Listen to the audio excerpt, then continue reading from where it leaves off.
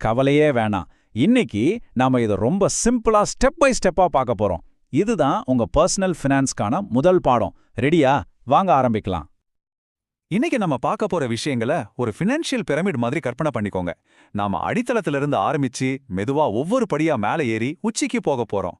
முதல்ல உங்களை பத்தி நீங்களே தெரிஞ்சுக்க போறீங்க. கடைசியா உங்க பணத்தை எப்படி வளர்க்கறதுன்னு கத்துக்க போறீங்க. சரி, நம்ம ப்ரொமட்டோட முதல் படிக்குள்ள போகலாம். எந்த ஒரு நல்ல நிதி பயணத்துக்கும் முதல் ஸ்டெப் என்ன தெரியுமா?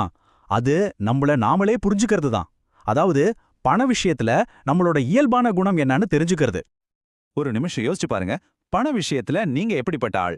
இது ஒரு சின்ன சுய பரிசோதனை மாதிரி தான். உங்க இயல்பை நீங்க சரியா கண்டுபிடிச்சிட்டீங்கன்னா அடுத்து நாம பேச போற விஷயங்கள் உங்களுக்கு இன்னும் நல்லா புரியும். பொதுவா பண விஷயத்துல 4 விதமான ஆளுமைகள் இருக்காங்க. செலவாளி, சமநிலைப்படுத்துபவர், சேமிப்பாளர், அப்புறம் முதலீட்டாளர். இதுல நீங்க யாருன்னு நினைக்கிறீங்க? இதுல எது சரி எது தப்பு